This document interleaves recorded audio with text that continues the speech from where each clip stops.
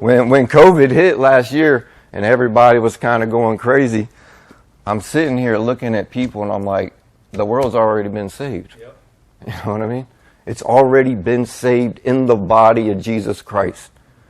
God is eternally a man forever. Yeah. Right? God is eternally a man forever. The world has been saved. Here's something that's hard for some people to understand, but when Eve ate of that tree, corruption did not come into the world. When Adam ate of that tree, corruption came into the world, right? Well, Adam had dominion and authority over the world. It talks about in Revelation 8 that creation was subjected to bondage. And that creation is waiting, is groaning like a lady with childbirth, waiting for the revelation of the sons of God.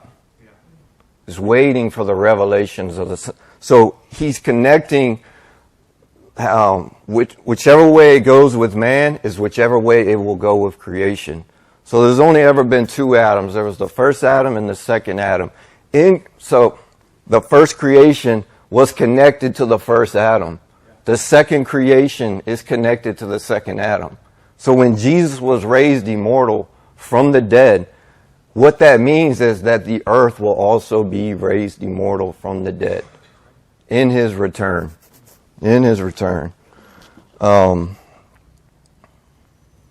It's the salvation of creation. Understanding the resurrection, it gives an anchor for our souls, because when we walk in this world and we encounter sin, we encounter death, we encounter loss, we know that that is not the end.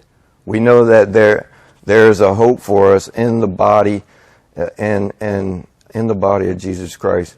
When we first started looking at this a few years back, you know, at first it kind of sounds weird because you're so used to this hyper spiritual gospel. Like you need a born again spirit, you know, you have to get rid of that sin nature and all these things. But when you start to hear that a sin nature is not your problem, you know, some demon is not your problem.